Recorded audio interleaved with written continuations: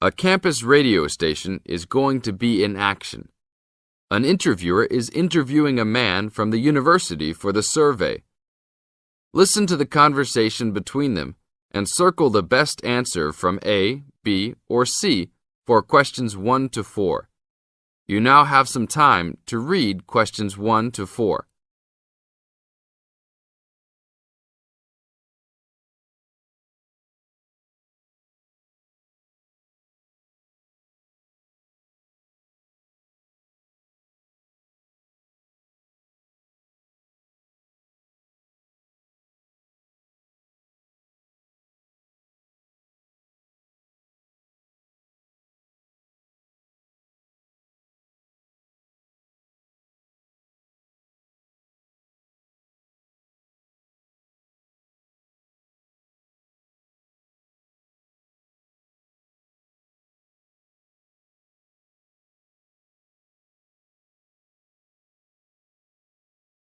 Now, we shall begin. You should answer the questions as you listen, because you will never hear the recording for the second time. Listen carefully and answer questions 1 to 4. Excuse me, I'm conducting a campus survey. Would you have time to answer a few questions? What's it all about? We're doing some market research for a new campus radio station starting in the next few months. That's okay. Sounds good. Great. I'll just work through this form with you. And if we could start with some personal background information? Sure. Right. If I could have your age, please. 26. Okay, good. And are you a student, teacher, or in another job? Well, I'm a tutor, but I'm also a postgraduate student, so I don't know what you might call me. What do you think? Okay, well, I'm more of a teacher, really. Fine. And would you mind if I asked about your salary, or I could leave it blank? No, that's okay. It's $20,000 a year. Thanks. Right. Now about your current listening habits. What would you say is your main reason for listening to radio? Well, I'm usually busy during the day at work, so I usually only listen to the radio at night. It helps me relax and unwind, even if I'm studying. Good. And how many hours a day on average do you listen to the radio? Well, not a lot really. I'd say just over an hour all told. Now you have some time to read questions 5 to 10.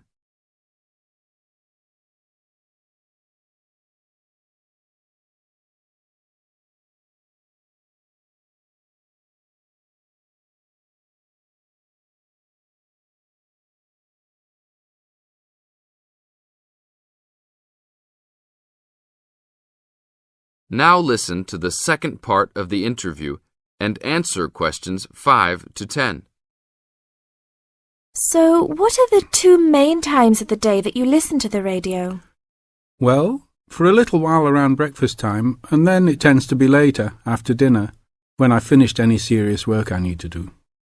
And what sort of radio programs do you like? I like the news, but I also like classical music. It helps me to relax. Fine. And turning to the new campus station, which type of programs would you prefer? I think the existing radio stations cater for my need for news. So I'd like to see programs about local information, providing a service to the campus community. And in the same vein, perhaps more for academic viewers, some lectures or relevant programs. I see. And if you had to give the new director some specific advice when they set up the station, what would you tell them? I think I'd advise them to be careful about the quality of the broadcasts. The sound system. There are a lot of radio stations and people can change their loyalty quickly if it doesn't meet their needs. I think they should do more of these kinds of interview too, talking with existing and potential customers. Oh, I'm pleased you think it's useful. Certainly, yeah. Good. Now, this station will not be fully funded by the university. So how often do you think it is tolerable to have adverts? I think, well, out of that list, I'd say every quarter of an hour. Of course, that's providing they don't last for 10 minutes each time. Oh, quite. And are you interested in attending any of the special promotions for the new station? Yes, I'd be happy to. as long as they're held on the campus or nearby. OK, I'll note that down. And finally, may we put you on our mailing list? Well, I prefer not, except for the information about the promotions you just mentioned. OK. Can I have your name and address? Of course. I have a card I can give you. Oh, great. And thanks a lot for your time, and we look forward to seeing you. Yeah, sure. Thanks. That is the end of part 1.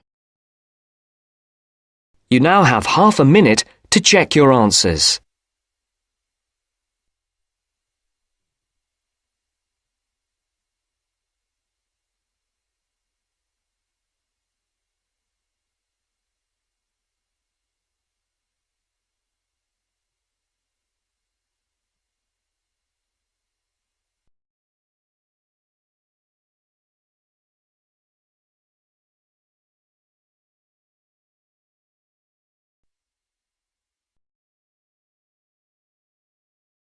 Now turns to part 2. Part 2. You will hear a tour guide giving information about a shopping district. First, you have some time to look at questions 11 to 15.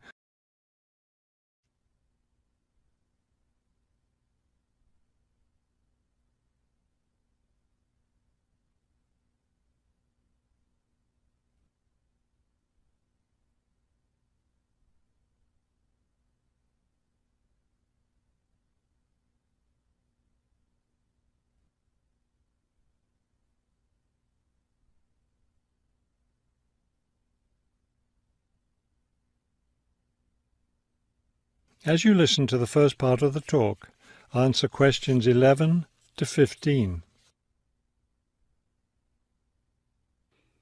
This afternoon, we'll visit the city's shopping district. Several blocks in the area are closed to car traffic, and I know you'll enjoy walking around there. I'd like to give you an overview of the district now, since you'll be on your own once we get there. You'll see on this map here that the shopping district consists of 2 streets, Pear Street, which runs north and south, and Cherry Street, which crosses Pear Street right here. Let's start our tour here on Pear Street, where the star is. This star marks the Harbor View Bookstore.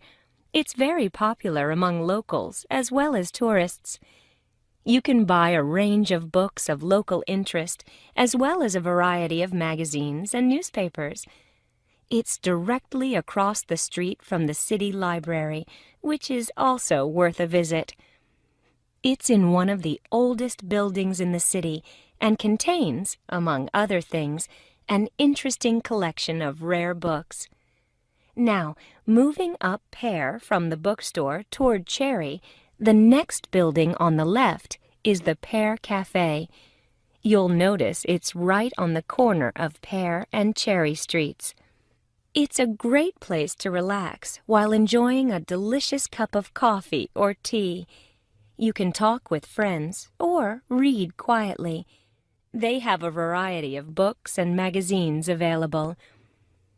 From the windows of the cafe, you can look right across Cherry Street for a lovely view of city gardens.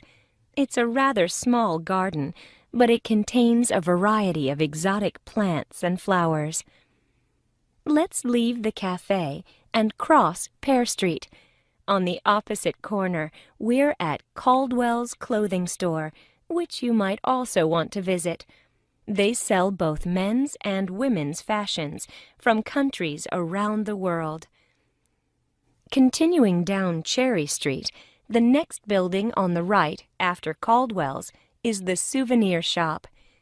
Stop in here to get maps and books about the local area, as well as T-shirts and postcards with pictures of the city. Now, we cross Cherry Street and we're at the Art Gallery, one building down from the corner. Here you can see, and of course purchase, many fine paintings and sculptures by local artists. Let's keep going down Cherry Street toward the harbor. On the left, right after the gallery, is Harbor Park. It's a lovely place, and it's certainly worth spending some time there. Before you hear the rest of the talk, you have some time to look at questions 16 to 20.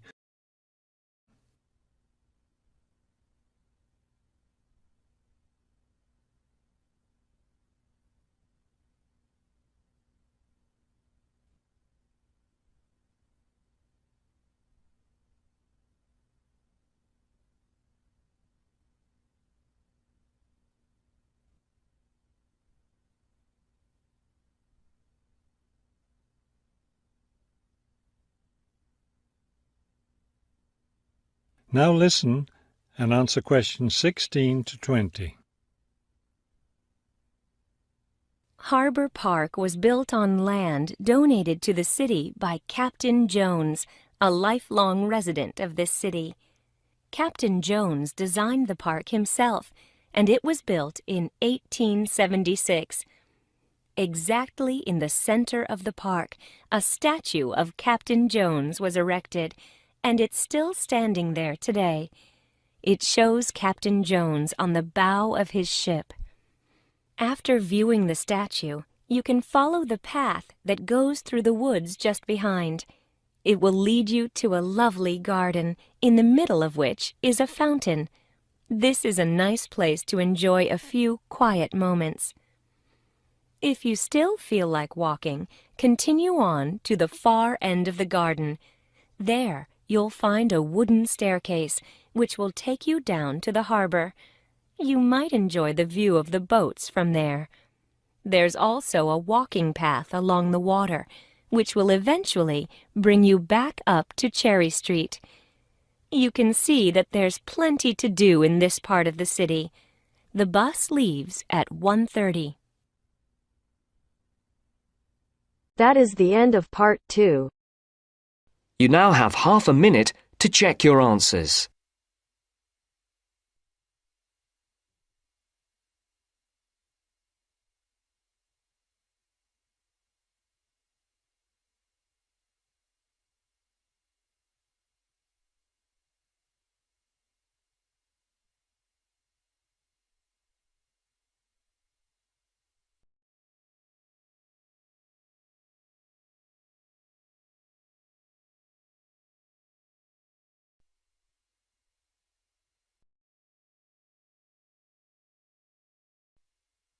Now turns to part 3. Part 3. I have with me today Matthew East, a registered osteopath and a supporter of alternative techniques in healthcare. Matthew, can you tell us more about osteopathy? First, you have some time to look at questions 21 to 26.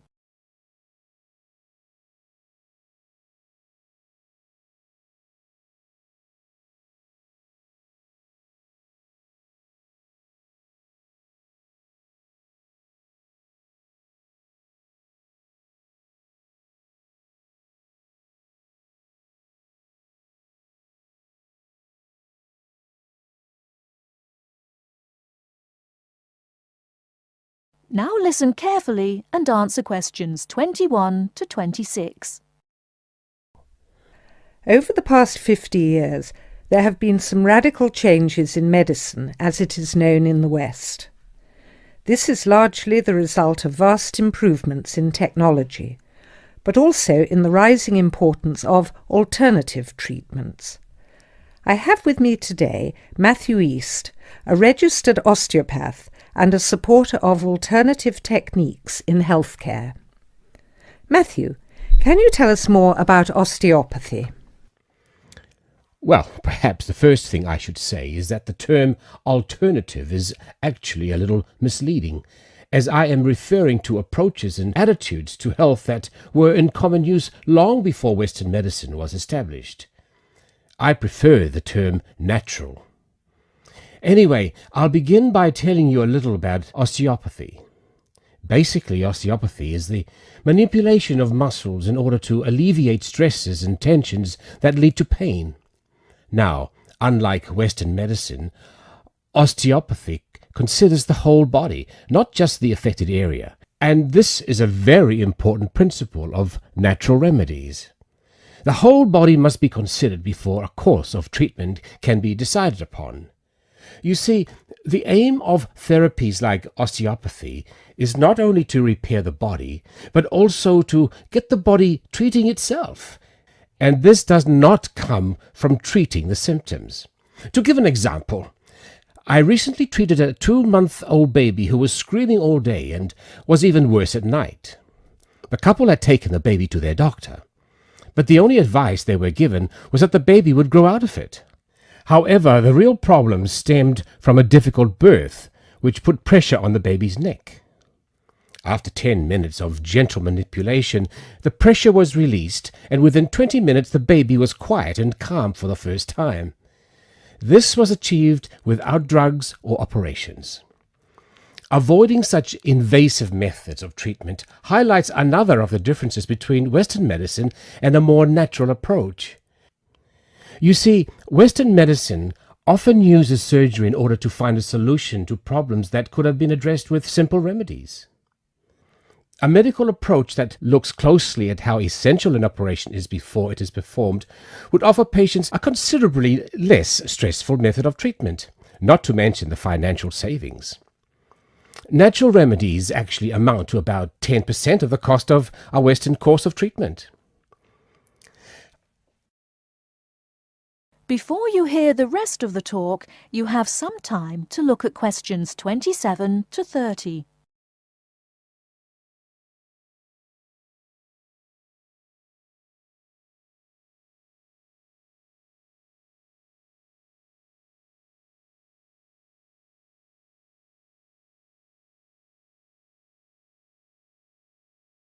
Now listen and answer questions 27 to 30. I'd like to mention the subject of surgery again a little later, but I would like to say at this point that there are those that claim that the benefits of osteopathy and herbal therapies are largely psychological, that they have not undergone the clinical trials that pharmaceuticals have. To answer that, you only need to look at the example I gave earlier of the baby that stopped crying less than an hour after treatment, but was obviously far too young to react because of purely psychological factors. Another example can be seen in the successful use of acupuncture in the treatment of animals. In response to criticism regarding clinical trials, it is worth noting that the power of pharmaceutical companies is such that, although some drugs fail the standards required of them, they are sometimes still prescribed by doctors. Moving on to another point, it should be stressed that natural remedies, in addition to having no side effects, can also be applied to any patient.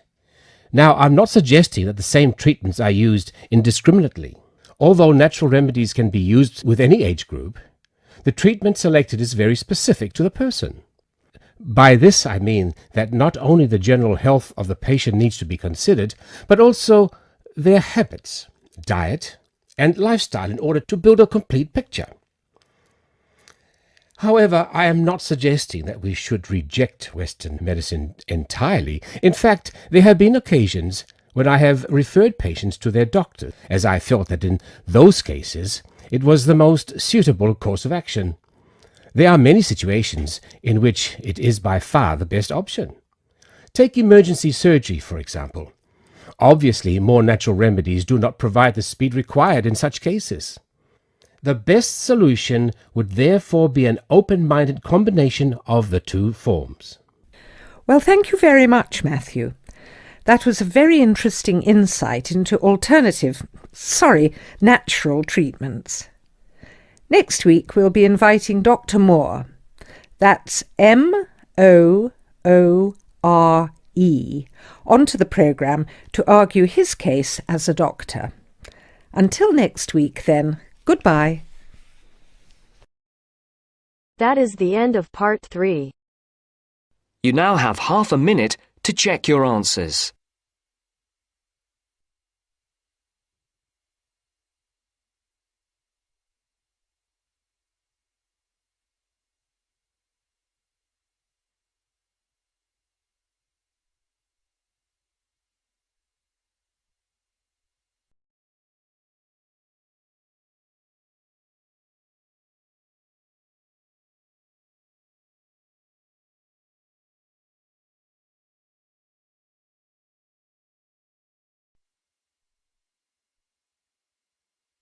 Now turns to Part 4.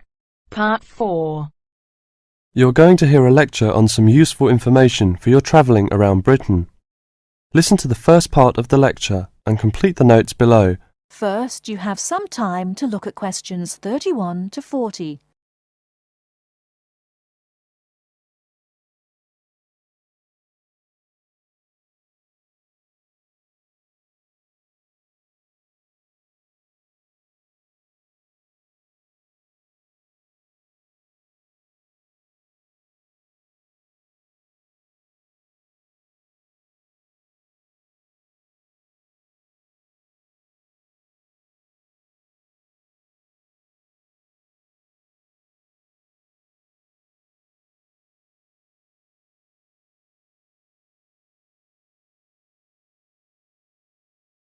Now listen carefully and answer questions 31 to 40. Good afternoon and welcome to the session on Britain. This afternoon I would like to provide some useful information for you about travelling around Britain. Britain has over 700 tourist information centres. You will find them at major ports, airports, stations, historic landmarks and towns and holiday centres. So just look out for this sign that says Tourist Information. The staff will be able to answer your holiday queries as well as provide essential maps, guides and brochures. Tourist information centres at major ports and airports in London and addresses of British Tourist Authority European offices are all listed on the Tourist Information Centres. Now let's talk about the telephone in Britain. You know, Britain is well supplied with public telephones. Street kiosks take 10-pence coins. In city centres, mainline railway stations, airports, and central London underground stations, payphones and card phones are in operation. For the latter, small plastic phone cards are used, and these come in 10, 20, 40, 100, and 200 units, and can be bought at post offices, news kiosks, station bars, and shops where the green and white card phone sign is displayed. When using the different public telephone systems, make sure you read the dialling instructions carefully. Now, let's see the banks in Britain. There are 24-hour banks at London's two main airports. One is Heathrow and the other is Gatwick. Otherwise, banks are normally open from 9:30 to 15:30 hours, Monday to Friday. Barclays Bank and National Westminster Bank offer a Saturday morning service at some of their branches. National Jaro Bank has 42 bureaux de change located in post offices throughout the country in main tourist areas. Opening hours are 9 o'clock to 17:30 weekdays, 9 o'clock to 12:30 Saturday mornings. One exception to this is the Trafalgar Square office, whose opening hours are 8 o'clock to 20 o'clock weekdays and Saturdays, and 10 o'clock to 17 o'clock on Sundays. The bureau de change services are available to overseas visitors. Visitors can change their money there. You can also change money at bureau de change, large hotels, department stores and travel agents. Be sure to check in advance the rate of exchange and the commission charged, as these vary considerably. Wherever possible, you are advised to use a bank or bureau de change, which conforms to the BTA Code of Conduct. In most cases, this is indicated by display of the code. That is the end of Part 4. You now have half a minute to check your answers.